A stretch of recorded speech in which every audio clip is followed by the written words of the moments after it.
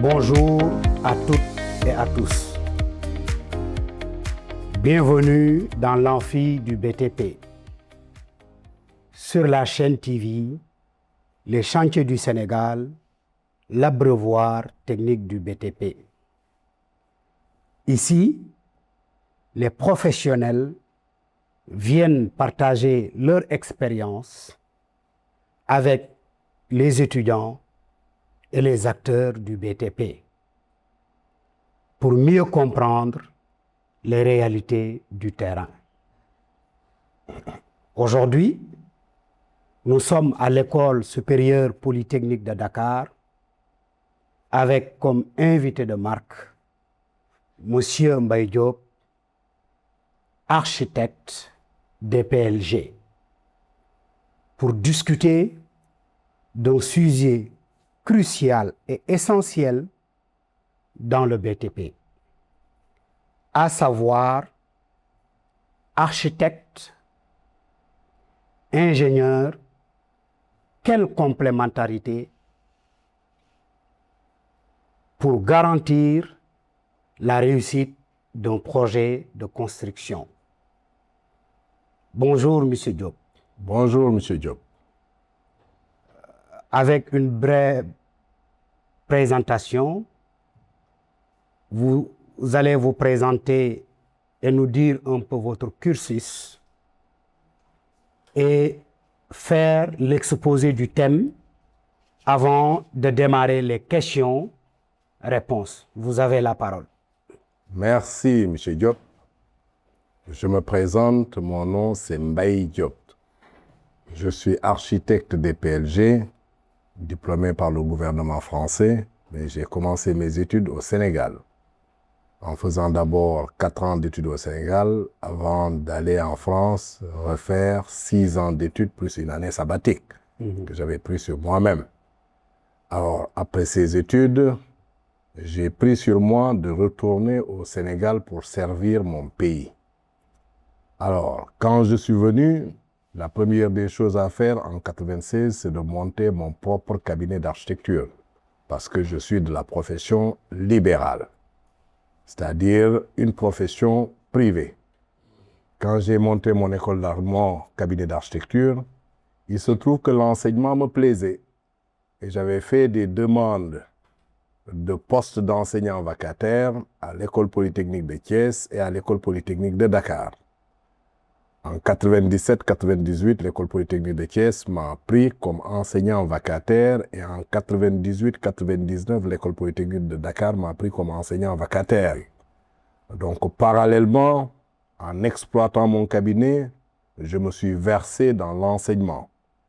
Et parallèlement aussi, comme j'étais très actif, j'étais membre du Conseil de l'Ordre des architectes chargé de la défense de la profession, de la partie réglementaire qui régisse un peu le cadre de fonctionnement des architectes, des cabinets d'architecture de façon générale. Donc voilà un peu mon cursus et depuis lors, vers les années 2004, l'école polytechnique de Thiès m'a titularisé et l'université de Dakar m'a recruté pour me mettre à disposition de l'école polytechnique de Thiès. Jusqu'en 2007, où l'école polytechnique de Dakar s'est séparée avec Thiès, ils avaient besoin de remonter les formations de génie civil et de génie mécanique. Surtout génie civil, nous, c'est le domaine qui nous intéressait.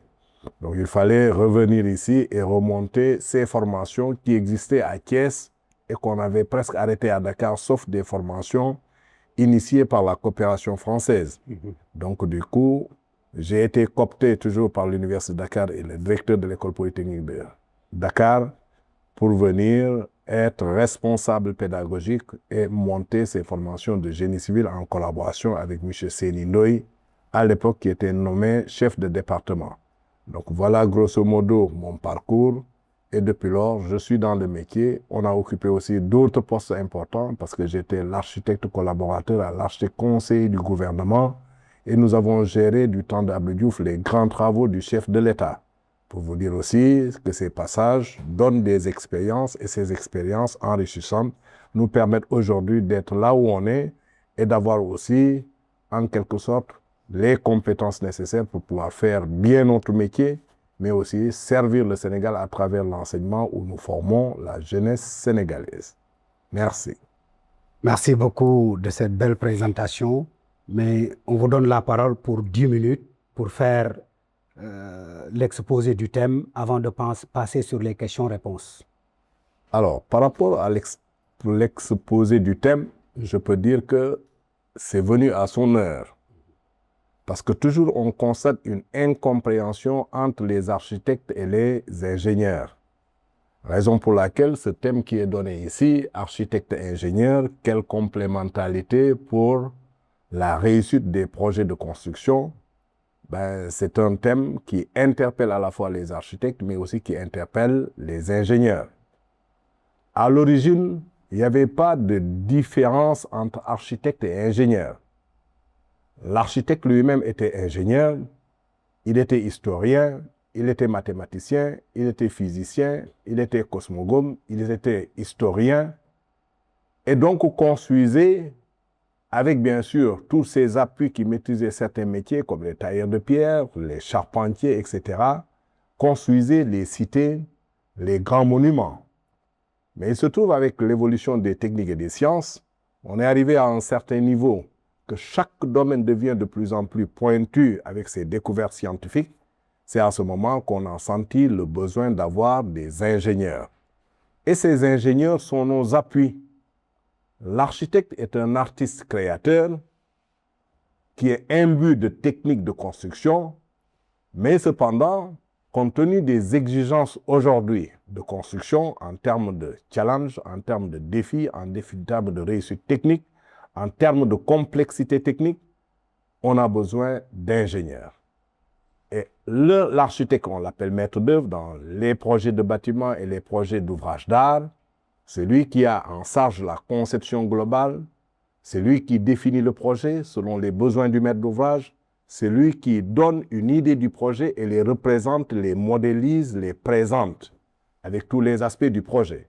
Maintenant, quand on doit aller à la phase d'exécution, on a besoin d'ingénieurs, des ingénieurs de structure pour la stabilité de l'ouvrage, parce que de plus en plus, il y a des risques sans ces calculs de structure. Il y a toujours des risques pour les ouvrages que nous réalisons.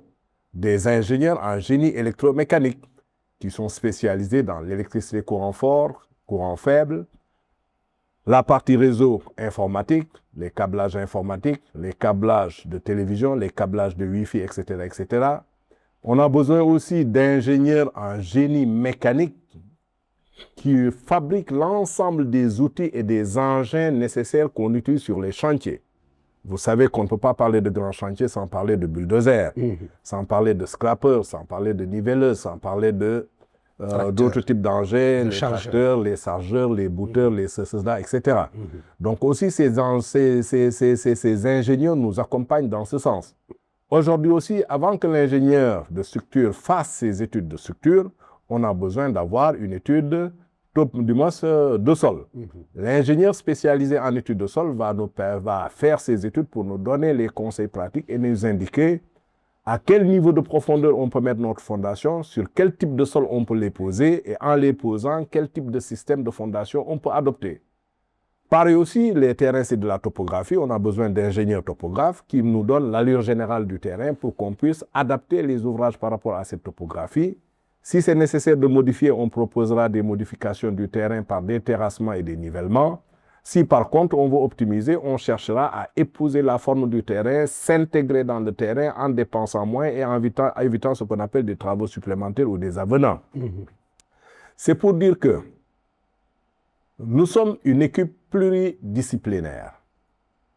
Et ce n'est pas pour rien que l'École polytechnique de Dakar incorpore en son sein les départements génie civil pour permettre cette collaboration, les départements génie électromécanique, les départements génie électrique et automatisme, même les départements chimiques, parce que les qualités de l'eau, les qualités des matériaux, la chimie des matériaux, ça fait partie aussi de notre métier. Les départements génie informatique, aujourd'hui les bâtiments sont devenus même intelligents avec la domotique, les réseaux de télésurveillance, de sécurité incendie, etc., etc. Mais aussi même les départements gestion, parce qu'on gère des budgets. Raison pour laquelle les États ont compris qu'il faut des écoles polytechniques avec des spécialités différentes, sachant que ces spécialités sont des complémentarités. Raison pour laquelle tout un chacun a besoin de l'autre aujourd'hui pour pouvoir faire bien son métier. Nous, en tant qu'architectes, nous ne devons pas adopter la stratégie en disant que sans nous, rien ne marche. Ben, on a une partition à jouer dans cette musique de construction, mais d'autres aussi ont leur partition à jouer.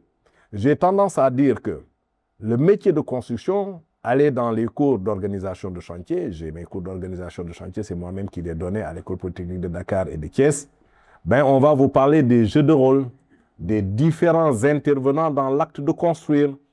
Et vous allez voir la nomenclature, le maître d'œuvre, les bureaux d'études techniques en génie civil, les bureaux d'études techniques en génie électromécanique, informatique, etc. Et même les bureaux de contrôle. Et partout dans ces différents bureaux, vous n'avez que des ingénieurs. Et c'est eux qui nous accompagnent pour atteindre les objectifs qui nous sont assignés. À vrai dire, nous pouvons considérer notre métier comme un orchestre. Si vous prenez le chef d'orchestre, c'est lui qui est sur scène, qui chante, qui organise, qui veut mettre le produit à vendre, qui veut convaincre. Ça, c'est le chef d'orchestre. Je ne veux pas dire des noms, pour ne pas dire Youssou Ndour ou, comment il s'appelle, Seck. Voilà. Ils sont des chefs d'orchestre. Mais derrière, vous avez un spécialiste à la guitare, vous avez un spécialiste au clavier, vous avez un spécialiste au timbal ou au taper, ce qu'on appelle les batteries. Vous avez d'autres qui interviennent pour appuyer vocalement, etc., etc. Et même vous avez des régleurs qui sont là, qui font les réglages nécessaires pour qu'on puisse atteindre les niveaux de son dont on a besoin. Si vous enlevez un, le produit musical ne marche pas. Raison pour laquelle dans cette collaboration, il suffit d'en enlever un et vous verrez que les résultats risquent de ne pas être optimaux comme on l'avait souhaité. Et je peux dire quelque chose, peut-être c'est le hasard, pour ceux qui croient au hasard, peut-être c'est mon destin en tant qu'architecte d'aller enseigner dans des écoles d'ingénieurs. Et jusqu'à hier, quand j'ai dit à quelqu'un je ne suis pas ingénieur, il ne le croyait pas. Il me dit mais c'est pas possible, M. Diop. Vous, tout ce que vous connaissez en ingénierie, vous nous dites que vous n'êtes pas ingénieur. Je dis mais je ne suis pas ingénieur, je suis architecte. Mais l'ingénierie, la base c'est dans l'architecture d'abord. C'est ça. Et comme on travaille en collaboration avec des ingénieurs experts dans leur domaine, il y a des échanges qui font que vous vous perfectionnez.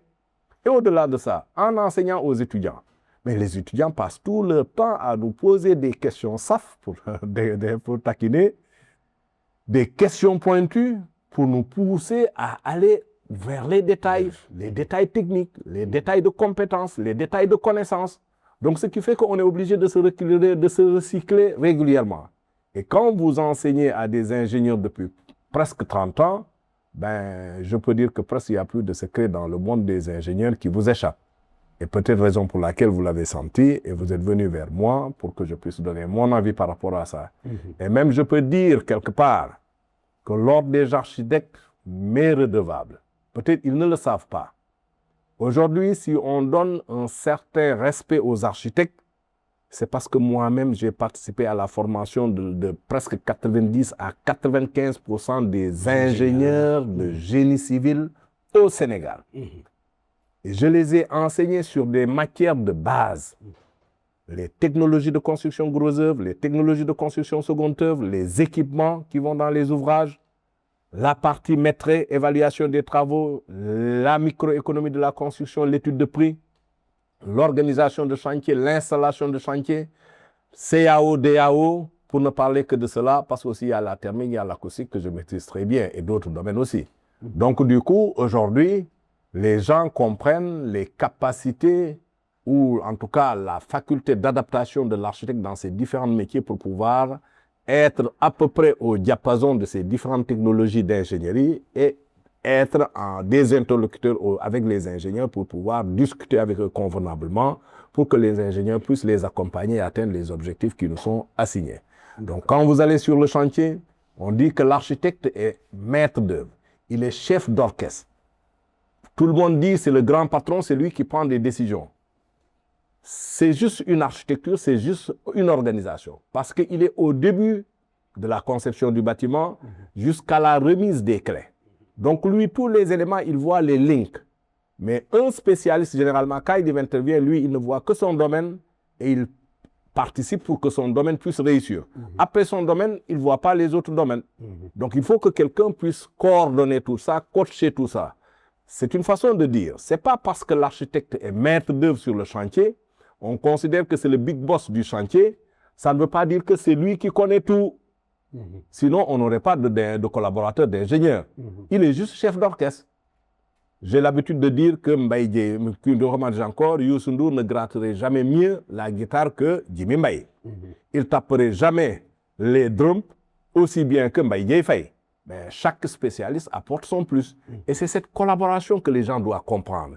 Et si on le comprend, on s'écoute et on échange. Chacun ne doit éviter de travailler dans son coin, sachant que les autres ont leur mot à dire, doivent apprécier et apporter un plus pour même optimiser et atteindre les objectifs. Si on le fait, je crois que c'est gagnant-gagnant et tout le monde y gagne, et aussi bien l'État du Sénégal que les clients. Voilà, M. Diop. Merci encore une fois de cet excellent résumé. Mais vu de ce que vous venez de dire, est-ce qu'à partir de là, on peut dire que la performance d'un projet n'est-elle vraiment de la vision architecturale ou de sa faisabilité technique? Par rapport à cette architecture, où placez-vous le curseur du leadership entre l'architecte et l'ingénieur? Alors, c'est très simple à comprendre. Un ouvrage, si c'était technique, aujourd'hui, les architectes et les ingénieurs n'auraient plus leur place. Pourquoi? Parce que l'IA est là. Vous lui dites ce que vous voulez, il vous le sort tout de suite. Mais l'IA n'a pas de cœur. L'IA n'a pas des références culturelles comme nous l'avons. On peut lui donner sous forme de programme. Mais l'assimiler pour être à un niveau humain pose problème. Je ne sais pas si vous comprenez. Raison pour laquelle, quand on fait un projet, le projet s'intègre dans un cadre. Ce cadre a une histoire, a une culture. Nous sommes issus de civilisations diverses. Donc, nous ne pouvons pas prendre un projet atypique de la France, par exemple, pour venir l'implanter au Sénégal. Et même d'ailleurs, les présidents qui sont passés, chaque fois que des projets nous viennent de l'extérieur, ça arrive, ils nous disent « Ah, ce projet, il faut l'adapter, il faut l'acclimater, il faut le tropicaliser. » Même si vous vous rappelez les télévisions Samsung, quand ça arrivait au Sénégal, il y avait des spécialistes pour faire la tropicalisation, sinon ça n'allait pas marcher. Maintenant, ils l'ont intégré dans le programme. C'est pour dire, effectivement, il y a un volet architectural qui demande des sensibilités culturelles, des sensibilités sociologiques, parce qu'on construit pour des hommes, pour des êtres, des sensibilités psychologiques, parce que aussi les gens commencent à s'approprier l'espace, comment se protéger. Je donne un exemple. Si vous faites un aménagement, vous faites un banc et derrière, il n'y a rien. Celui qui est assis, il passera toujours son temps à regarder s'il n'y a pas quelqu'un derrière lui pour l'agresser. Or, si vous faites le banc, vous mettez un élément qui le protège derrière, qui sera difficilement, voilà. Ben, il se sent pris, en sécurité. Donc, il va gérer ce qui est devant lui et il a le temps de lire, de réfléchir, de faire autre chose. Donc, vous voyez cette exposition. On a ce qu'on appelle la promiscuité. Quand on construit, il y a des pièces qui ne doivent pas être à proximité parce qu'il y a un problème de proximité, surtout vis-à-vis du voisin. Vous êtes sur votre terrasse, vous ne pouvez pas aller voir chez le voisin. En architecture, on vous apprend comment faire pour garder l'intimité du voisin, même si votre bâtiment est plus haut que son bâtiment. C'est des obligations. C'est pour dire que donc, l'œuvre architecturale, ce n'est pas uniquement une conception technique. Bien sûr, il y a l'aspect technique, parce qu'aussi il faut qu'on pense à l'ingénieur qui doit dimensionner. Il faut qu'on pense au coût, comment réduire et construire de façon optimale. Mais aussi, on veut que l'ouvrage lui-même soit quelque chose de symbolique, soit quelque chose qui permet d'être approprié pour les populations. J'ai l'habitude de dire, si vous réveillez un enfant pour l'amener à l'école, il se met à pleurer. Cherche pas de midi à 14 heures, son école est mal faite. Son école n'est pas attrayante. Son école est une boîte qui ne lui dit rien. Il ne se l'approprie pas. Mais quand on fait une école à l'esprit de l'enfant, qui fait qu'on fait des formes, des couleurs, des petites, vous comprenez, des labyrinthes, etc. L'enfant vient, il le découvre, il s'y sent bien. C'est l'enfant qui réveillera sa maman ou son papa pour lui dire que je risque d'arriver en retard. Et même chez nous, les adultes, quand la maison est mal faite, Remarquez dans les quartiers où les maisons sont mal faites, les gens sont plus dehors que dedans. Et pourtant, c'est une construction comme n'importe quelle construction. C'est pour dire que donc il y a un objectif et les architectes ont été formés dans ce sens pour pouvoir l'intégrer dans la conception. Si le bâtiment est bien fait, on aime notre bâtiment. Notre femme aime le bâtiment. Nos enfants aiment le bâtiment. Même nos amis aiment le bâtiment. La tendance, c'est que tout le monde a tendance à venir et vous avez une vie chez vous. Et vous maîtrisez chez vous, vous maîtrisez vos enfants, vous maîtrisez votre famille et vous pouvez donner la bonne éducation. Mais si vous ne maîtrisez pas les gens parce qu'ils n'ont pas envie de rester à l'intérieur de votre bâtiment, mais ils vont aller dehors et les influences dehors feront qu'un jour tu seras surpris de voir des comportements que vos enfants ont, que votre famille a, etc. etc. Donc cet aspect est gardé à l'architecte. Maintenant, quand il produira et réussir cet aspect, le reste maintenant c'est purement technique. C'est là où les ingénieurs sont nos appuis et viennent intervenir pour nous aider à rendre réaliste l'ouvrage en allant aussi dans le sens de l'économie, de la construction et de la durabilité. Effectivement. Donc Merci. cela veut dire que sur cet aspect, regardant sur cet angle, on peut dire que personne parmi les deux ne peut pas partir sans l'autre. Ils sont effectivement complémentaires pour réussir leur projet. Donc, mais voyant cela, est-ce qu'aujourd'hui, en regardant par exemple l'Afrique en tant que telle, est-ce qu'aujourd'hui, voyant la culture africaine, est-ce qu'aujourd'hui on peut parler d'architecture ambitieuse aujourd'hui sans intégration immédiate des contraintes structurelles, environnementales et économiques? Alors, ce que je peux dire dans ce sens, c'est très simple. Nous construisons en Afrique sans parfois occulter le recours aux professionnels. Ça touche la première question que tu as lancée tout de suite. L'architecte peut vous faire un bon projet. Mais si on ne fait pas appel à l'ingénieur, la stabilité peut poser problème. Et l'ingénieur aussi, s'il dimensionne sans tenir compte des études de sol, il y a toujours des risques. Les lots techniques, il y a aussi énormément de risques. Parce que aussi, vous pouvez appeler n'importe qui vous faire l'installation électrique, s'ils ne comprennent pas la loi d'Ohm, les risques d'échauffement par rapport à la section des câbles à utiliser, il y a des risques de fonte de gainage qui peuvent amener des courts-circuits et donc des incendies. Il y a énormément de risques. Et même quand on construit aussi un ouvrage, ben, il faut penser à l'aspect sécurité incendie. Il faut mettre en place des systèmes d'évacuation, des systèmes de désenfumage, des systèmes d'issue de secours, mettre les éléments d'information et les éléments d'information et d'intervention, notamment des extincteurs, ainsi de suite, et des panneaux, des balisages, blocs autonomes de secours, etc., qui permettent aux gens d'évacuer en cas de sinistre. Et vous savez que dès qu'il y a court-circuit, généralement, l'électricité est out. Si c'est la nuit, tout est noir. Comment retrouver son chemin? C'est les balisages avec le système de sécurité incendie qui éclaire les zones de passage pour que vous puissiez prendre les issues de secours. Alors, c'est pour vous dire qu'aujourd'hui, si on fait une architecture, même typiquement africaine, les ingénieurs ont le rôle dedans. On parle toujours de comment faire pour ne pas utiliser la climatisation, comment être dans son milieu, avoir un confort sans utiliser un ventilateur, parce que vous avez des principes de ventilation naturelle. On peut créer un système d'isolation de telle sorte que la chaleur de l'extérieur ne vienne pas à l'intérieur. Et ça aussi, même nous aussi, on s'y connaît en tant qu'architecte, il y a des ingénieurs plus spécialisés dans ces domaines qui peuvent nous aider à atteindre l'objectif principal, c'est-à-dire optimiser l'objectif en quelque sorte. C'est pour dire que donc, même si on parle d'architecture africaine, la conception nous permet, connaissant nos histoires, nos cultures, nos coutumes et nos us, de pouvoir produire des ouvrages qui s'adaptent à notre culture. Si vous rappelez la théorie de Senghor qui parle de l'asymétrie, l'architecture soudano-sahélienne.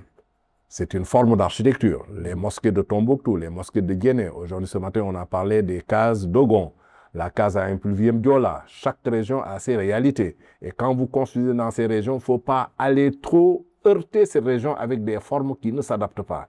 Essayez de vous inspirer sur les formes locales, le type d'architecture locale, et vous pouvez apporter maintenant une touche en plus par rapport à la maîtrise des techniques, des sciences, etc.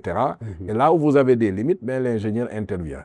C'est une façon juste de dire aux populations, c'est bon de prendre l'architecte. L'architecte aussi doit avoir les réflexes de dire qu'il faut associer les ingénieurs, parce que aussi pour tout ce qui est stabilité, tout ce qui est atteinte de certains objectifs de confort, etc., c'est du domaine aussi des ingénieurs, même si on a les connaissances de base. Voilà. Je vais toujours rester sur la collaboration entre l'architecte et l'ingénieur. Mais sur vos projets, la collaboration architecte-ingénieur est-elle en réalité une co-création ou une succession d'arbitrages sans contrainte? Alors, je peux répondre vivement en disant que la majeure partie des projets que je prends, on me demande de livrer un dossier d'appel d'offres. Pour livrer un dossier d'appel d'offres, et pourquoi souvent les clients le demandent? Parce que les clients nous disent que c'est trop compliqué d'avoir plusieurs interlocuteurs. Et chacun risque de rejeter la responsabilité sur l'autre. Comme vous êtes l'interlocuteur principal, on s'adresse à vous, c'est à vous de prendre les autres. Alors, il m'arrive qu'on me donne des projets où je dois fournir un dossier d'appel d'offres complet avec même le visa du bureau de contrôle. Donc la partie architecture, je la fais. En le faisant, j'intègre celui que j'ai coopté en négociant avec lui sur les rémunérations, parce que moi, je facture cette partie et lui, il me facture. Donc je lui sous-traite cette partie. Donc je l'intègre dans la partie conception, la partie structurale. Comme ça, il ne sera pas trop surpris et trop dépaysé. Mais même aussi, si je l'intègre, j'ai des objectifs. Et je me dis toujours, c'est un expert, quelle que soit la difficulté, il va trouver la solution. Et c'est pour ça que les ingénieurs, parfois, ne nous aiment pas, parce qu'ils disent que nous, les architectes, nous concevons des choses complexes, des formes complexes, etc. Et on demande de calculer, de stabiliser. Ben, c'est tout à fait normal. Nous aussi, on pouvait faire des formes simples. Mais les formes qu'on fait, c'est dicté par la réalité du projet, son environnement, les besoins du maître d'ouvrage et les références que le projet doit représenter. Donc, du coup, l'ingénieur de génie civil qui doit me faire la partie calcul de structure, je l'associe. On discute d'implantation des poteaux, etc. Donc, du coup, la traversée des poutres, est-ce que je veux des retombées de poutres telles? S'il le propose, je dis non, ici, il ne faut pas qu'il y ait des retombées de poutres, débrouille-toi, nangam. Mais toujours, on atteint les objectifs. Donc aussi, il y a l'ingénieur en lot technique. Nous, si on fait les schémas de principe de l'électricité courant fort et courant faible, vous êtes obligé de le donner à l'ingénieur électricien qui fait les lignes, les circuits, calibrer les coffrets, les disjoncteurs modulaires, les disjoncteurs différentiels, les disjoncteurs de branchement, faire ce qu'on appelle les schémas des coffrets, sortir les sections des câbles et des quilles, et mettre tout le système de protection jusqu'à la mise sous terre de l'installation électrique. Donc vous voyez que cette collaboration, à force de le faire, vous-même vous y gagnez et vous apprenez des choses. Effectivement. Pareil pour l'autre ingénieur qui doit faire la climatisation, pareil pour l'autre qui doit faire la partie sécurité incendie, etc.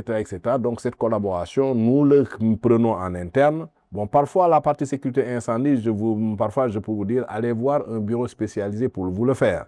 Si le bureau demande qu'on doit changer, nous on change, parce que c'est des prescriptions. Et après aussi, tout ça, la partie étude architecturale, étude d'exécution architecturale, études d'exécution, bureau d'études d'ingénierie de structure, génie civil.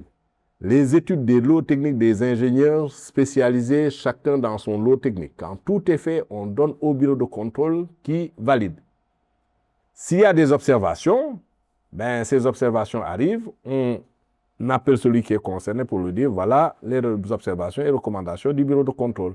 Il rectifie et quand tout est OK, le bureau de contrôle met son tampon, son visa, bon pour exécution. Voilà comment on fonctionne. Et je pense que c'est plus optimal parce que ça nous permet sur le chantier d'avoir une maîtrise plus parfaite du projet. Et chaque acteur n'est pas toujours obligé d'être là parce qu'on a un niveau d'échange qui fait que si l'autre n'est pas là, là où vous avez des blocages, vous vous appelez à distance, il vous dit juste quelque chose, vous comprenez et vous donnez les instructions nécessaires pour qu'on atteigne les objectifs. Voilà. Merci beaucoup encore une fois. Merci à vous. Mais M. Diop, les conflits entre ces spécialistes, que ce soit l'architecte, l'ingénieur, le designer de manière générale, est-ce que ces conflits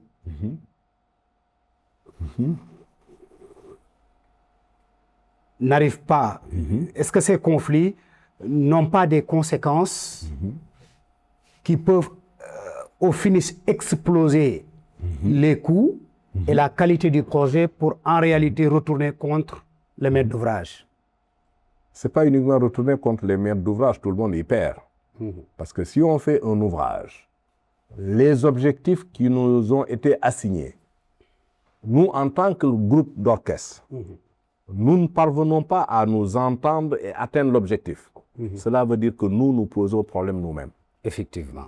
Donc le maître d'ouvrage va recevoir du tort, mais nous aussi, les gens qui sont de loin, qui observent, vont dire, mais ces groupes-là, tel ou tel ou tel, il y a quelque chose qui reste. Je pense, si nous collaborons, nous allons atteindre des objectifs. Il n'y a pas de problème, il n'y a que des solutions. Mettons dans nos sacs nos fiertés. Essayons de collaborer pour atteindre des objectifs. Si nous avons cette ouverture d'esprit, et chacun peut écouter l'autre et apprendre de l'autre, et tirer parti de l'autre, ben, ça ne pourra être qu'une réussite. Effectivement. Mais si d'avance chacun tire sur l'autre, ben, on est mal parti. Hein? C'est sûr qu'on va aller vers des problèmes. Et moi, si je suis maître d'ouvrage, je commence à le sentir très rapidement. J'arrête tout le monde, je résilie les contrats et je vais chercher un autre pour continuer. Effectivement. Voilà. Ouais. Quand on gère des conflits, ce qui est dangereux, certains même pour montrer que l'autre n'est pas compétent et capable de faire des choses pour vous pousser la responsabilité pour que demain, s'il y a un problème, il vous dit « Waxon na lako ». Or, on n'est pas à ce niveau. On veut faire réussir quelque chose. Regardez un avion. Il y a un commandant de bord. Il y a les copilotes. Après les copilotes, vous voyez que pour l'organisation interne, vous avez les dames là, les hôtesses de l'air qui donnent des consignes. Quand est-ce qu'il faut prendre les masques, quand est-ce nangam, quand est-ce qu'il faut attacher votre ceinture, quand est-ce qu'il faut rester assis, nangam, nangam. C'est toute une organisation. S'il y a une défaillance dans cette organisation,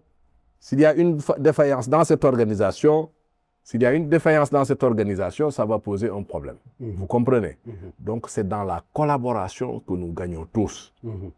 Et comme dit l'adage, on ne change pas une équipe qui gagne. Si on a une équipe constituée par un architecte et des ingénieurs associés, ben, chaque fois qu'il y a un appel d'offres où on veut réunir les compétences et atteindre des objectifs, ben, cette équipe a une avance.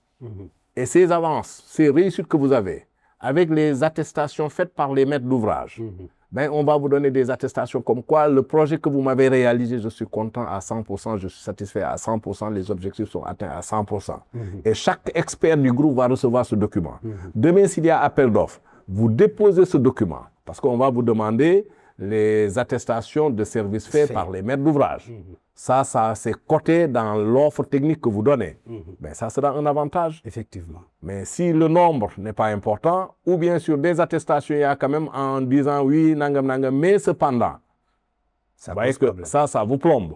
Donc, celui qui va vous sélectionner avec un dossier tel, ben, commencera à avoir des réserves. Raison pour laquelle, encore une fois, c'est dans notre intérêt de collaborer. Et je crois qu'en collaborant, on peut aller amener la construction, l'aménagement, parce que la construction, ce n'est pas uniquement que les bâtiments, il y a les routes, les voies ferrées, il y a les aéroports, il y a tout ça, c'est notre domaine architecte et ingénieur. Si on collabore, on pourra trouver des solutions idoines qui permettent de développer notre pays à moindre coût. Si vous permettez, je peux vous donner un exemple. Bien sûr.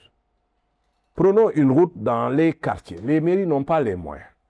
Et tout le monde passe son temps à faire les routes en bitume. J'espère qu'on ne va pas me zigouiller derrière parce que ceux qui vendent le bitume, si je dis ça, ça ne les arrange pas.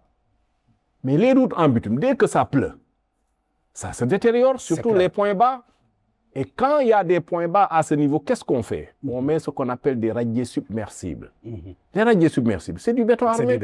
Dans lesquels on a mis des hydrofiches de masse qui les rend étanches. Donc, c'est une façon de vous dire que les bétons résistent mieux à l'eau que les chaussées souples. Les bétons sont des chaussées rigides. Mais c'est mal présenté. Quand on vous dit toujours que les coûts des routes en béton armé coûtent plus cher, le ciment, c'est nous qui le fabriquons, les graviers, c'est nous qui les donnons, le sable, c'est nous, il n'y a que le fer peut-être qu'on importe. Comment se fait-il que ça peut être plus cher? Ouais. C'est parce qu'il n'y a pas une volonté de l'État dans ce sens pour faire que les grandes infrastructures qu'on peut faire en béton, surtout les chaussées, qu'on puisse réduire les coûts. Parce que vous avez des taxes qu'on applique. Il y a certains projets où ils sont exonérés de taxes, d'impôts et de droits de douane. C'est ce qu'on appelle les projets hors taxes, hors douane. Si on enlève ces taxes, ça va coûter moins cher. Et l'État, les collectivités locales peuvent faire leur qui? Tu veux faire une... Je peux lever. Bien sûr. Tu veux faire une route dans un quartier. Il y a une largeur. Il y a une longueur. Là, c'est la largeur. Vous avez l'épaisseur à traiter en béton. Si vous avez l'épaisseur, la longueur, la largeur, vous avez le volume. Le volume, c'est égal à longueur multiplié par largeur multiplié par l'épaisseur. Ça, c'est le volume de la route qu'on doit traiter en béton. Déjà, cette route, vous avez le sable. Ce même volume est le volume de sable à enlever. Le sable enlevé, on peut le reprendre, le tamiser, le cribler, faire en sorte que sa granulométrie répond par rapport au béton qu'on doit produire ici. Donc, tu as déjà du sable naturellement que tu ne vas pas acheter. Le surplus de sable, vous pouvez l'utiliser pour aller remblayer ailleurs ou le revendre. On y gagne. Maintenant, ce sable, vous venez, vous le mettez ici.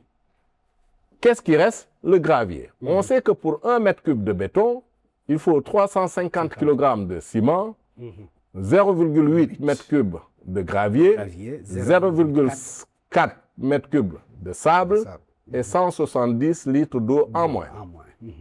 Donc, comme on a calculé le volume, ici, ce volume, si vous le multipliez par 350, vous avez besoin de ciment.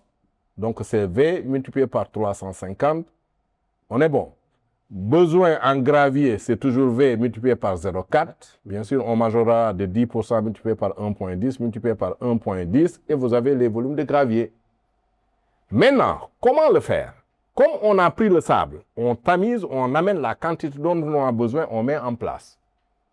Après, vous prenez la quantité de gravier à mettre en place, soit par épandage, et c'est très simple, ou bien on fait travailler les jeunes. Il suffit de mesurer ici 1 mètre, vous mettez un piquet. 1 mètre, vous mettez un piquet. Entre ces 2 piquets, vous tirez un fil. Entre 2 piquets, vous tirez un fil, un fil, un fil. Vous mettez 1 mètre ici, 1 mètre ici, vous tirez les fils, vous faites les maillages. La quantité de gravier que vous venez de calculer, multiplié par 0,8, volume multiplié par 0,8, multiplié par 1,1 pour majorer, vous la prenez, vous la divisez par la surface, ça vous donne la quantité de gravier à mettre par mètre carré. Vous avez des brouettes. Les brouettes, on va mettre une peinture sur une hauteur de 50 litres. Vous prenez l'équivalent de ces 50 litres. En faisant la correspondance, vous verrez combien de brouettes je mets sur chaque maille. Vous payez les enfants du quartier, ils vont tenir un travail, ils vont avoir week-end, ils vont avoir salaire.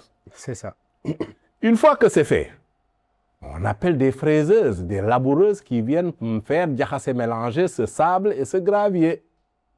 C'est simple comme bonjour.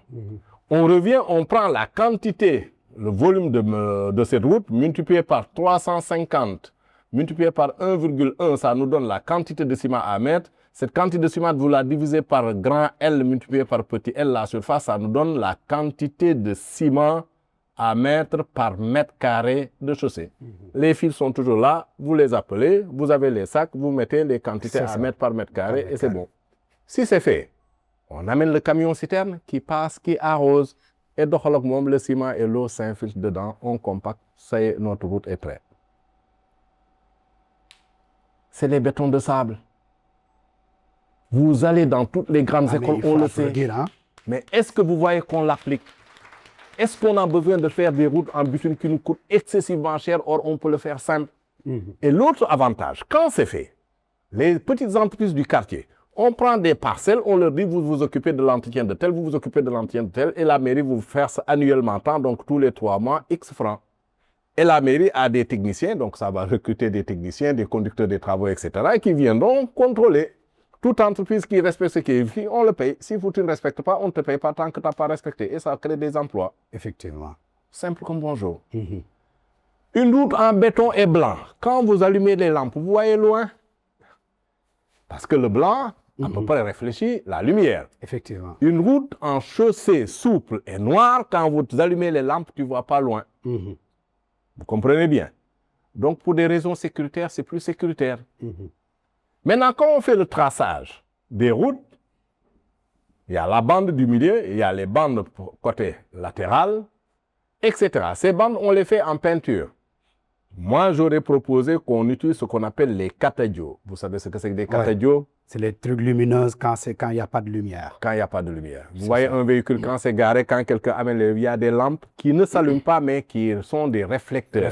Qui réfléchissent la lumière. Vous les pilez. Je veux dire quelque chose. Il y a des bin-bin que portent les femmes la nuit. Quand on les met dans les salles de bain. Non, c'est kham-kham. Mais c'est fluorescent la nuit.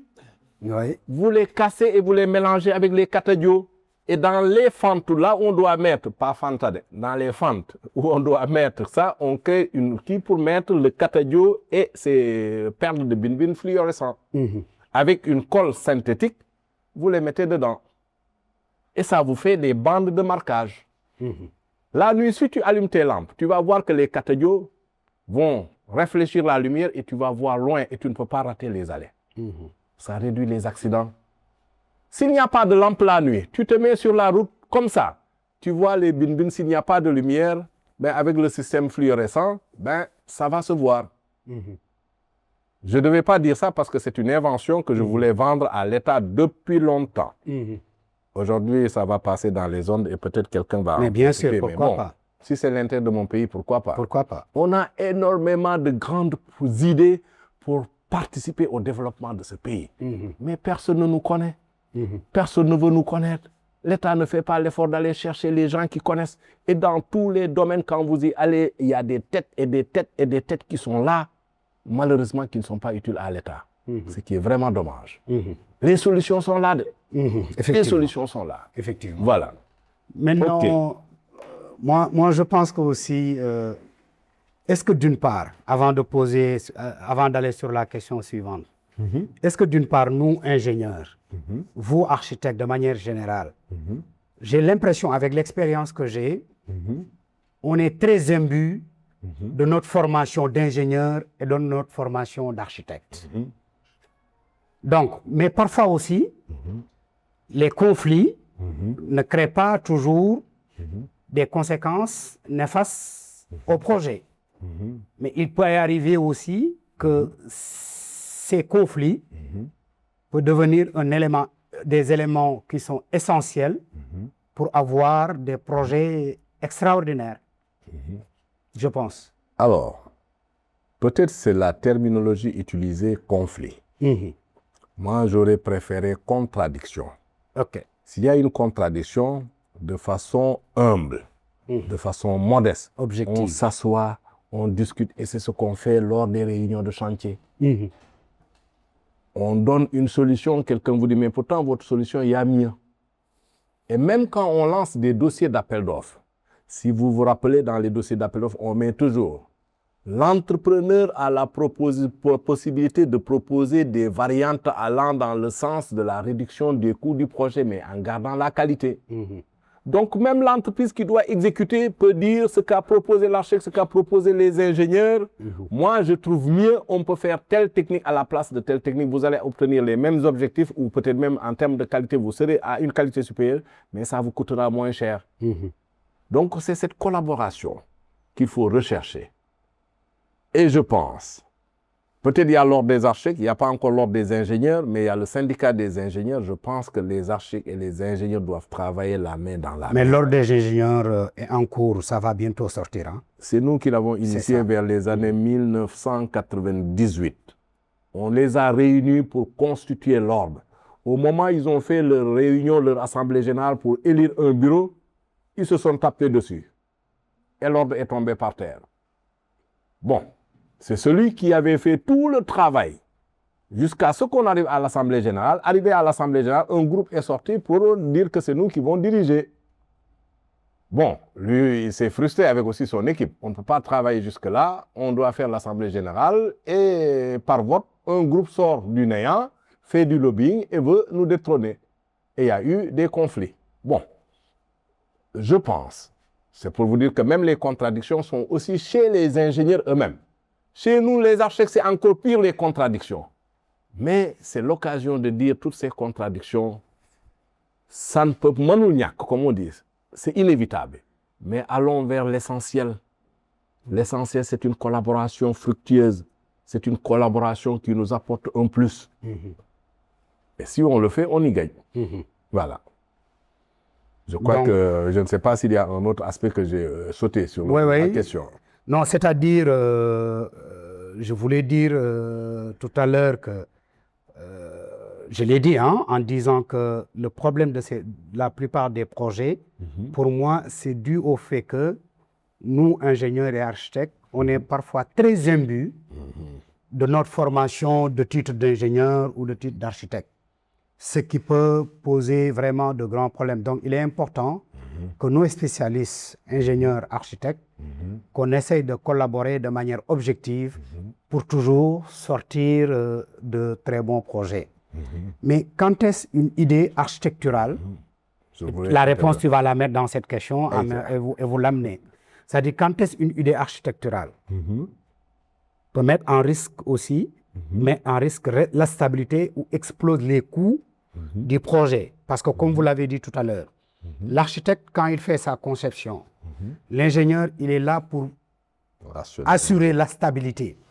C'est pourquoi, toujours après même les travaux de conception du coffrage, l'ingénieur est obligé de remettre le dossier à l'architecte pour les vérifications, pour éviter certains conflits.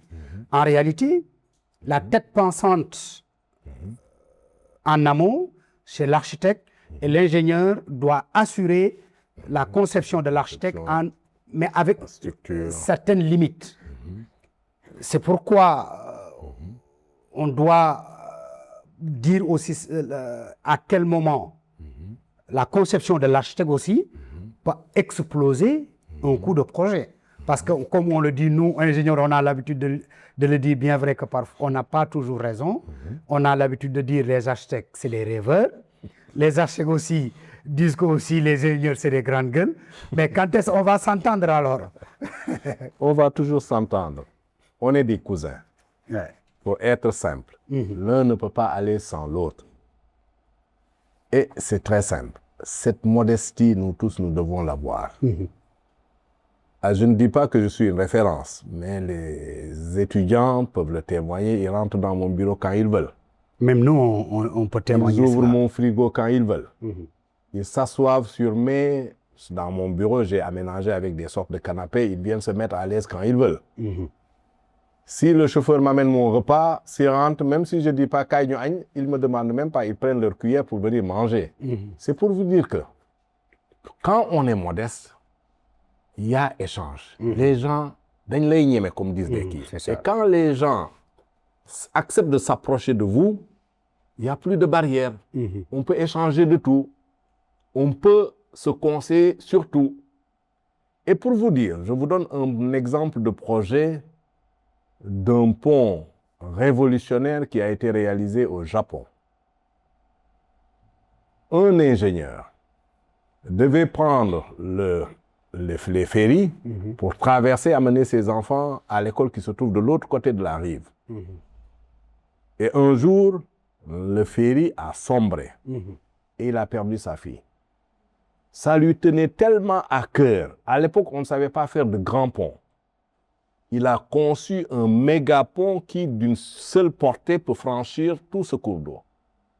Et ainsi, la voie navigable n'est pas barrée par des piles qui existeront au-dessus, du moins à l'intérieur de l'eau, et le pont sera fonctionnel. Maintenant, les deux piles des ponts sont légèrement vers les berges. La partie non navigable, parce qu'il y a une profondeur de navigation pour que le bateau puisse flotter. Vous connaissez mieux les théories de comment il s'appelle, j'oublie le nom, pour la flottaison, la poussée d'Archimède. La poussée d'Archimède, voilà. Alors, il fallait, pour le pylône, mettre un massif en béton qui fait sensiblement, je dis bien sensiblement, plus de 30 mètres de côté sur 30 mètres de côté et 30 mètres d'épaisseur. Tout ça en béton pour supporter le pylône. Qu'est-ce qu'ils ont fait? Ils ont fait un caisson métallique Ils l'ont amené à l'emplacement de la semelle. Ils l'ont coulé. Le caisson est descendu. Une fois que ça a atteint le fond marin, c'est à l'intérieur maintenant qu'on doit faire le coffrage, le ferraillage, écouler et sortir la pile. Après pompage. En pleine œuvre. Wow. Qu'est-ce qui s'est passé? Quand ils sont descendus avec les plongeurs, ils se sont rendus compte que le fond marin n'était pas plat. Le fond marin était incliné. Donc, le caisson était incliné et doit recevoir une pylône verticale. Ça pose un problème. Vous risquez d'avoir un moment. Vous comprenez? Comment faire pour redresser ce caisson de 50 mètres sur 50 mètres, profondeur 50 mètres, rempli d'eau? À l'époque, ils n'ont aucun engin qui est capable de le redresser. Ils ont cherché tous les experts du monde pour essayer d'apporter une solution. Sans quoi, si on n'a pas la solution, le pont ne sera jamais réalisé. Ils ont cherché, ils n'ont pas trouvé. Et un plongeur a entendu qu'on cherchait quelqu'un pour redresser le caisson. Il est venu avec sa tenue pour dire que je peux relever le caisson. Tout le monde se met à rigoler. C'est pour vous dire le manque de modestie. Toutes les grandes têtes qui étaient là, qui cherchaient, qui calculaient, qui cherchaient, voient quelqu'un qui vient avec une tenue pour dire que je peux redresser le caisson. Il dit, mais wow, je ne peux pas dire des choses. Vous payez notre tête. Vous êtes qui pour venir nous dire que tu peux relever un caisson? Vous savez ce que c'est que ce caisson? Combien il pèse? Il dit, oui, ce n'est pas la peine de connaître combien il pèse, je sais comment le relever. Les gens se regardent. Le chef du projet dit aux autres, taisez-vous, demandez-leur comment le relever. Il dit, c'est très simple. Le fond marin est incliné. Le caisson est venu se poser avec un angle d'inclinaison ici, or on veut le relever verticalement. Je vais chercher des plongeurs, on va commencer à aspirer le sol ici et progressivement, avec son poids, il va se redresser. On lui dit, ouvre un compte. Il ouvre un compte. On met.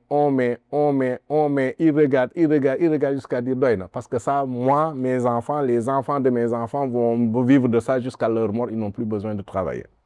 Merci beaucoup. Vous avez compris maintenant la modestie? Oui. Olof Daphné, xam-xam, pour ce brot-là. Un ouvrier pour vous apprendre sur le chantier quelque chose que tu n'apprends pas à l'école polytechnique ni dans des formules. Soyons humbles, soyons modestes, écoutons les autres, demandons-leur leur avis. Même si on sait que peut-être on est au-dessus par rapport à leur avis, ne leur faites pas comprendre ça, dites-leur, oui, pourtant ce que vous avez dit c'est bon, je vais y réfléchir. Et c'est simple comme bonjour. Ouais. Et les gens, en croyant qu'ils peuvent apporter un plus, ben, donnent le meilleur d'eux-mêmes. D'eux-mêmes, effectivement. Voilà. Maintenant, pour l'autre partie de la question, est-ce que l'architecte, dans ses formes, etc., peut aller jusqu'à exploser en résumé les de quelques secondes. Oui, exploser les budgets, mais aussi, comment j'ai encore, instable, c'est-à-dire créer un problème par rapport au projet. Bon, moi, j'ai une question très simple. Je me dis, la vie, elle est faite d'évolution. Aujourd'hui, si on parle d'évolution des sciences et des techniques, c'est parce que des gens ont osé. Osons. Il faut qu'on ose. Si on arrête sur un système et on ne fait que répéter ce système, on n'avance pas. Chaque jour, les gens inventent. Et même les musiciens. Tous les jours, vous voyez qu'ils inventent fait qui vous baisse. Nous, les architectes, nous devons inventer. Les ingénieurs doivent nous accompagner. C'est relever des défis. Parce que quand on pose un défi crucial, celui qui est capable de se départir pour venir apporter une solution, Raouna et Morom se détache. Et comme disait Viviane, ben, quand vous êtes l'ingénieur qui accepte de relever les défis, quand vous êtes l'architecte qui accepte de relever les défis, mais quand on a besoin de quelque chose d'exceptionnel, avant d'appeler les autres, c'est vous qu'on appelle. Hein. Et quand on vous appelle, vous ne discutez pas de vos prix. Pour moi, là, les budgets, encore une fois, c'est juste dans la tête. Dans la tête. Aujourd'hui, si on veut construire le plus grand hôpital à Touba, il suffit que le président Diomaye ou Sonko ou le président ou le Khalif général des Mourides disent qu'on veut le plus grand hôpital à Touba. Je demande à chaque Sénégalais de donner 1000 francs. On dit qu'on est 17, après on dit 18, peut-être disons qu'on est 20 millions. Si on est 20 millions de Sénégalais, si chacun donne 1000 francs, ça vous fait combien? 20 milliards. En une journée, on peut récolter 20 milliards. Qu'est-ce que ça coûte de donner 1000 francs? Même les bébés, on leur demandera 1000 francs. Si bébé ne donne pas 1000 francs, peut-être M. Diop ou un autre M. Diop, tel architecte et ingénieur, ne va pas donner 1000 francs. Peut-être lui, il va donner 100 000. Un autre donnera 1 million. Vous avez vu le Covid. C'est ça. Quand le Covid est venu, combien on a récolté? 1000 milliards. Cotisés par les Sénégalais. Cotisés par des Sénégalais et les entreprises. Donc, si on veut relever des défis, si on voulait réaliser l'aéroport le plus moderne du Sénégal, on donne le cours, on fait une division en disant que les Sénégalais participent, on n'a pas besoin d'aller emprunter de l'argent. Effectivement. On pourra le faire. Gëm sa bopp. Ndimbal na ca fekk loxo borom. Quand on veut, on peut. On peut. Effectivement. Mais si on est attentiste, on attend toujours qu'on nous aide, on attend qu'on nous donne, on attend nangam, on ne cherche pas des solutions, c'est l'autre qui nous propose, ou on a une solution qu'il faut appliquer toujours. Banque mondiale, FMI, les banques, les nangam. Il y a des moments où on peut leur emprunter, mais il y a des moments, c'est à nous, par notre solidarité, de faire ce qu'il est. Et j'aime beaucoup quelque chose chez les Mourides. Moi, c'est Ababakar Sadir, je suis Tiyan. Mais quand les Mourides réalisent une mosquée, vous voyez cette chaîne de travail, les Baïfal, les Mourides, allez au champ de Khelkom. Est-ce que les gens vont à Khelkom pour qu'on les paye? Non. Mais ils vont travailler, récolter, faire ce qui est nécessaire. Et cet argent peut aller dans le social, chez les marabouts, chez les dara. Si tous les étudiants du Sénégal décidaient d'aller dans la vallée cultiver le riz, on va avoir tellement de riz qu'on va l'importer sur la planète. Effectivement. Je préfère rester ici, jouer au ballon, regarder les... etc. Navetan, nangam, nangam, politique. Dommage. D'accord. Encore une fois, merci beaucoup de cette expertise. Mais on ne peut pas finir l'émission sans pour autant donner la parole aux étudiants. On va vous donner la parole pour que vous puissiez poser quelques questions, maximum 5 à 6, avec des réponses très synthétisées pour ne pas... À nous deux. Voilà. Donc, vous avez la parole. Ma question, c'était pourquoi l'architecte a beaucoup plus de revenus dans un projet de construction, alors que c'est grâce à l'ingénieur que la structure tient debout, c'est-à-dire que l'imagination devient une réalité. C'était ça ma question. A beaucoup plus de revenus. Et mieux payé. Oui. Deuxième question. Ma question, c'est, par exemple, dans un projet réel, quand l'architecte propose une forme complexe, mais difficile à réaliser, comment ça fait l'arbitrage concrètement? L'arbitrage concrètement. Troisième question. Alors moi, ma question, c'est, on a vu que les ingénieurs et les architectes sont en étroite collaboration. Alors moi, aujourd'hui, si je sortais en tant qu'ingénieur, si je voulais me lancer avec un ami architecte, par exemple, on voulait lancer une entreprise, quel conseil auriez-vous à nous donner? Oui. Quatrième question. Oui, ma question c'est, on sait que l'ingénieur peut compromettre la stabilité de l'ouvrage. Hein? On sait que Oui. l'ingénieur peut compromettre la stabilité de l'ouvrage par un mauvais calcul ou une mauvaise formulation de béton, par exemple. Mais dans quelle situation l'architecte peut compromettre la stabilité et la sûreté de l'ouvrage? C'est notre question. Cinquième question. Avant-dernière. D'accord. Je voulais savoir... Il faut une question ici. Hein, vu le problème que les ingénieurs rencontrent lors de la réalisation des ouvrages, est-ce qu'ils ne seraient pas aptes d'adopter, d'intégrer l'étude des bases d'ingénierie dans la formation des architectes? Bonjour. C'est bon. Bonjour. Vu qu'actuellement, les ingénieurs, ils sont capables de modéliser, de faire des plans architecturaux, est-ce qu'il est vraiment nécessaire de séparer les deux métiers? Genre, est-ce qu'il ne faudrait pas réunir les deux corps de métier en même temps, au lieu de les dissocier? Donc, il y a une première question Ce qui est une question très pertinente. Pourquoi les architectes sont beaucoup mieux payés dans les projets alors que c'est l'ingénieur qui arrive à rendre le rêve de l'architecte en réalité? Très simple comme question. Time is... L'architecte commence depuis la conception du projet.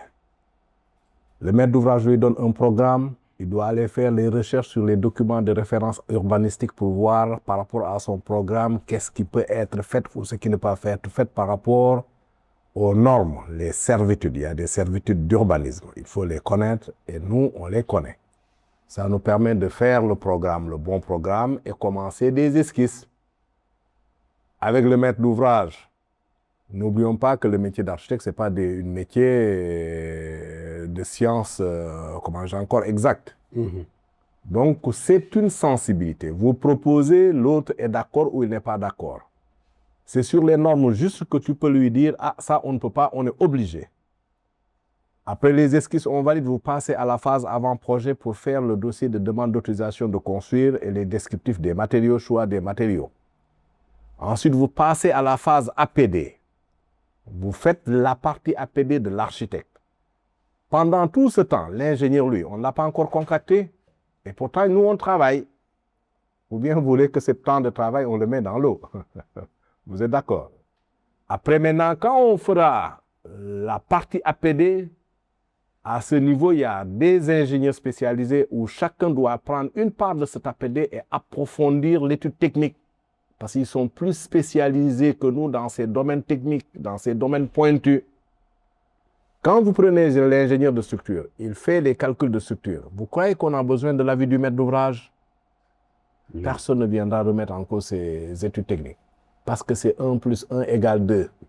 Celui qui est capable de remettre en cause ces études techniques, ce n'est que le bureau de contrôle. Il n'y a que le bureau de contrôle qui est au même niveau que lui, qui peut dire vos hypothèses de calcul sont bonnes, vos formules sont bonnes, nangam, nangam. Nous, tous les autres, on ne peut pas. Nous, on n'a que des objectifs. Ah, nous, on veut que ça soit quelque chose comme ça. Et ça s'arrête là. Maintenant, quand l'ingénieur termine cette partie de calcul jusqu'à ce que c'est validé, s'il n'a pas un contrat de participer au suivi des travaux, il ne le fait pas. C'est ça. Donc, il a mission accomplie. Okay. Donc, lui, il intervient sur un temps pas important. Mais on n'exige pas ses compétences, parce que sans ses compétences, vous venez de le dire, il y a des risques pour la stabilité de l'ouvrage. Mais c'est le temps de travail qui lui est imparti. Ensuite, les autres ingénieurs, la même chose, chacun a un temps de travail. Si on termine tout ça, on dit à l'architecte de monter le dossier d'appel d'offres. Si vous montez le dossier d'appel d'offres, il y a des remises des offres. Il faut recevoir les offres, faire l'ouverture des plis, ensuite s'asseoir, faire l'analyse des offres pour classer les entreprises et voir quelle est l'entreprise qui est classée en premier, qui peut être l'entreprise attributaire du marché. Ensuite, maintenant, il faut faire le contrat à signer entre le maître d'ouvrage et l'entrepreneur. C'est notre rôle, à moins qu'il y ait un maître d'ouvrage délégué. Le maître d'ouvrage délégué aussi peut le faire. Quand on signe le contrat, maintenant, il faut suivre le chantier. C'est nous qui avons l'obligation de suivi du chantier du début à la fin jusqu'à la réception provisoire et la réception définitive 1 an après. Les autres, chacun quand il fait son boulot, c'est quand il y a un problème qu'on le sollicite. S'il n'y a pas de problème, on ne le sollicite plus. Lui, il a plus de temps d'aller gagner de l'argent ailleurs. Donc, est-ce qu'on gagne mieux que l'ingénieur? Parce que lui, il a plus de temps libre pour aller encore faire autre chose. OK. Vous comprenez? Donc, l'autre question, c'est le véritable problème. On est au début jusqu'à la fin. Les autres interviennent ponctuellement sur une partie ou quelques parties. Or, nous, même vos interventions nous concernent, etc. Parce que aussi sur le chantier, le ferraillage, nous devons contrôler. S'il y a des problèmes, il faut appeler le bureau de contrôle. Pareil pour le béton, vérifier qu'on fait les prélèvements d'éprouvettes, demander les rapports des laboratoires sur l'éprouvettes, sur ceci, sur cela, etc. C'est nous qui contrôlons du début à la fin. Comme qui dirait, pourquoi Youssou N'Dour est plus riche que Mbaye Dièye Faye ou Jimmy Mbaye. Bon, donc Jimmy Mbaye n'est plus de ce monde, c'est une façon de dire. Ben, c'est les niveaux de responsabilité aussi, le temps qu'on passe en termes de travail sur le projet, etc. etc. Voilà. L'autre question, l'étudiant demande, quand l'architecte propose des arrive, par exemple, il fait des propositions complexes, dont l'ingénieur, peut-être, et ça c'est très rare, n'arrive pas à avoir des solutions. Maintenant, qui va arbitrer dans ce cas de figure? Alors, là, il n'y a pas d'arbitrage. Chacun a son métier. Nous concevons les aspects physiques de la statique. Je ne parle pas de la cinématique, de la statique, ça revient à l'ingénieur. Si l'ingénieur ne parvient pas à le faire, c'est parce que lui, à ce niveau, il est limité. Mais il n'a qu'à demander à d'autres qui sont plus expérimentés. Effectivement. Qui vont le conseiller pour atteindre les objectifs. Si on réveillait nos ancêtres il y a peut-être 500 ans, on leur dit que vos enfants vont rentrer dans des sortes de ferrailles pour décoller dans les airs, traverser les océans, pour aller atterrir où ils veulent. Ils vont dire qu'il faut dîner là. C'est ça. Donc vous comprenez, la difficulté d'aujourd'hui ne sera pas la difficulté demain.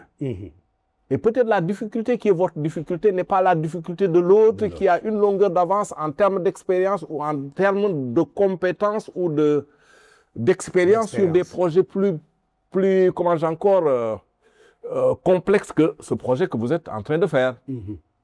Regardez les majeures parties des grands projets au Sénégal. Ben, parfois, on est obligé d'aller chercher un expert ingénieur de l'extérieur qui a fait ce type de projet presque 15 fois, 20 fois. Lui, il peut rester dans son hôtel et vous dire ce qu'il faut faire. Celui qui ne l'a jamais fait, si vous lui demandez de le faire, il va avoir des problèmes tout de suite. C'est ça. Donc, il y a problème et problème, c'est lié à des niveaux, à des compétences et à des expériences. Raison pour laquelle j'ai l'habitude de vous dire toujours, ne dites pas qu'il y a un problème parce qu'à tout problème, il y a des solutions. Peut-être pour l'instant, sauf la mort. C'est ça. Voilà.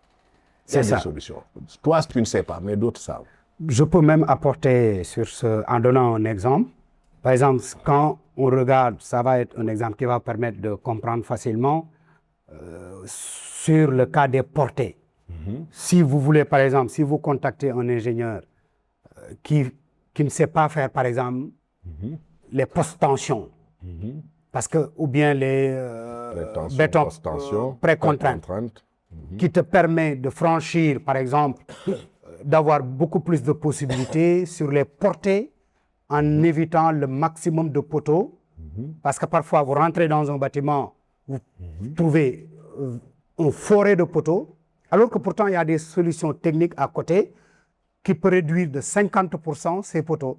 Par exemple, moi, j'ai fait un restaurant à Casablanca où on avait, c'est en bordure de mer, où on avait, par exemple, distance entre poteaux, des portées de 50 mètres.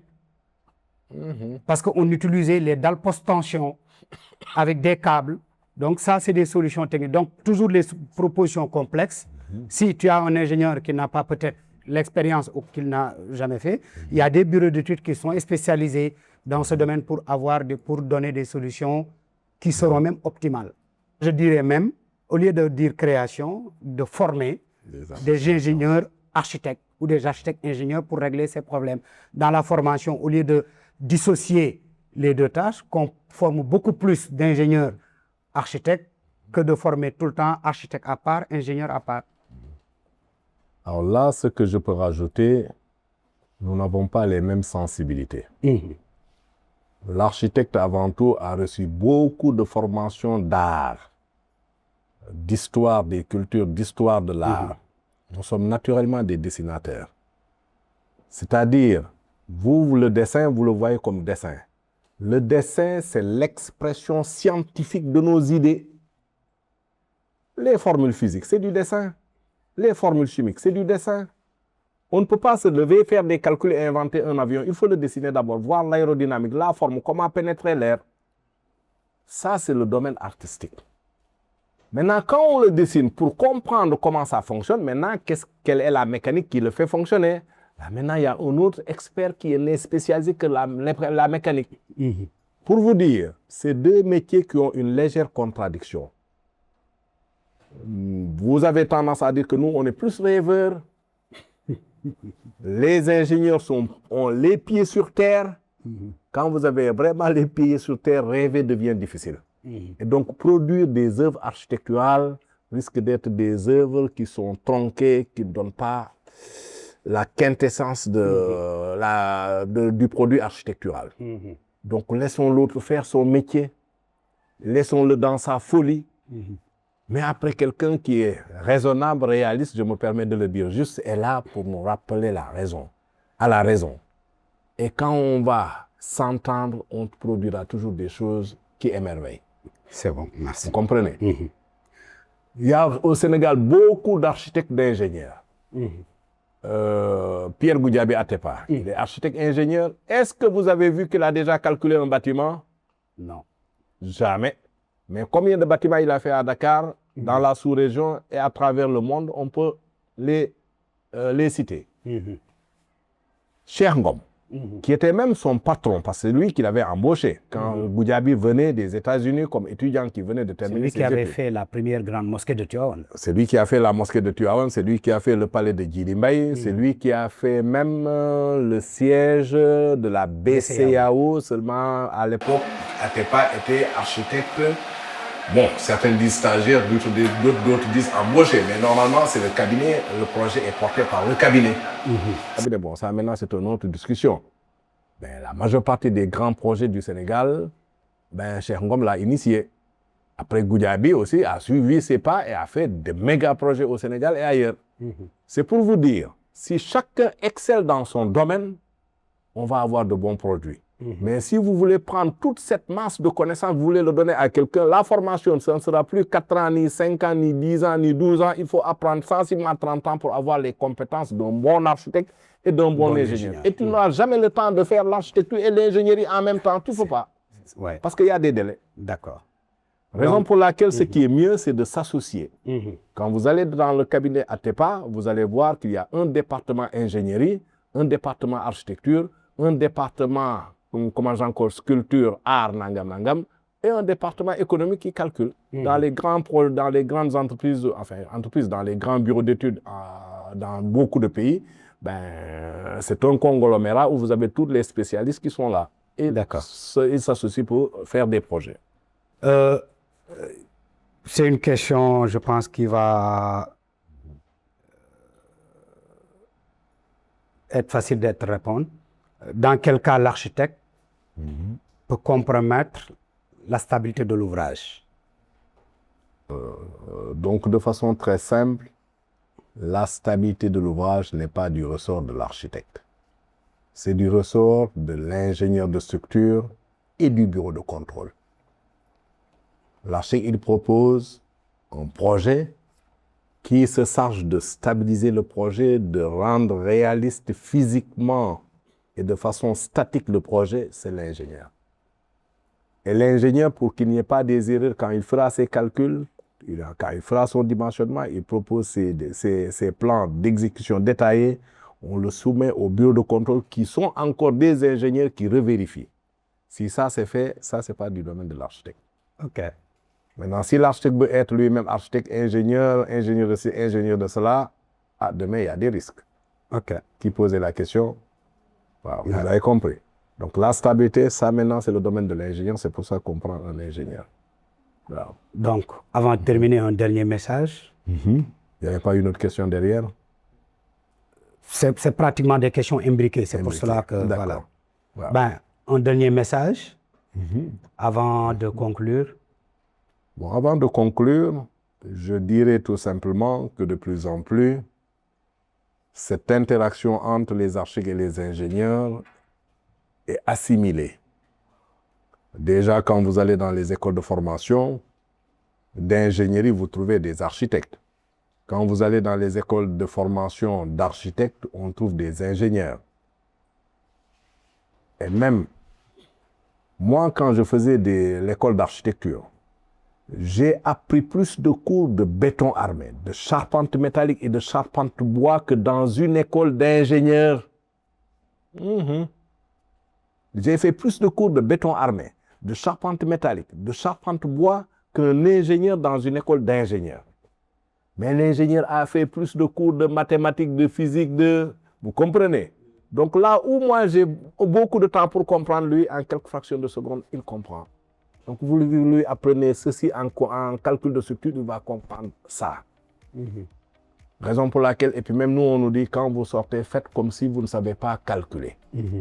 Alors, je veux dire tout simplement aujourd'hui, le fait qu'il y ait ces écoles de formation qui intègrent les différents corps de métier permettent aux étudiants dans les différents sens, que ce soit dans l'architecture comme dans le génie civil, que chacun est indispensable pour l'autre et chacun peut apporter quelque chose. Ce qui fait que ça déjà c'est un début de collaboration. On se sent dans une famille. Aujourd'hui, des étudiants de l'école polytechnique de Dakar, quand ils me voient ailleurs, ils me disent « Monsieur Yaïs, tu es notre professeur, tu nous appartiens. Tu ne dois pas aller enseigner ailleurs. » Vous voyez ça? Ceux qui font architecture, quand ils m'entendent « Mais monsieur, qu'est-ce que vous faites chez les ingénieurs? Toi, tu es architecte, tu devais rester ici. » On est une famille. On est une famille. Et nous sommes appelés tout le temps à travailler ensemble. Regardez tous les PV de chantier, vous allez voir l'architecte, l'ingénieur de tel niveau, l'ingénieur de ceci, l'ingénieur de cela, l'ingénieur de ceci, l'ingénieur de ça, etc. Effectivement. Donc, raison pour laquelle, à mon avis, effectivement, ce problème est réglé parce que, vu la complexité des ouvrages que nous réalisons aujourd'hui, cette interdépendance est plus qu'importante pour qu'on puisse atteindre des objectifs. Si on s'isole, personne n'avancera et n'ira loin et le métier va en compatir. D'accord. Donc, sur ce que nous venons d'entendre depuis tout à l'heure, on peut dire qu'un projet réussi repose sur un dialogue constant entre vision architecturale et exigences techniques. Architectes et ingénieurs avancent ensemble au service d'ouvrages durables et de qualité. Donc, un grand merci à notre invité, M. Mbaye Diop, merci architecte, à vous, M. Diop. DPLG. Donc, à très bientôt pour un nouveau sujet essentiel.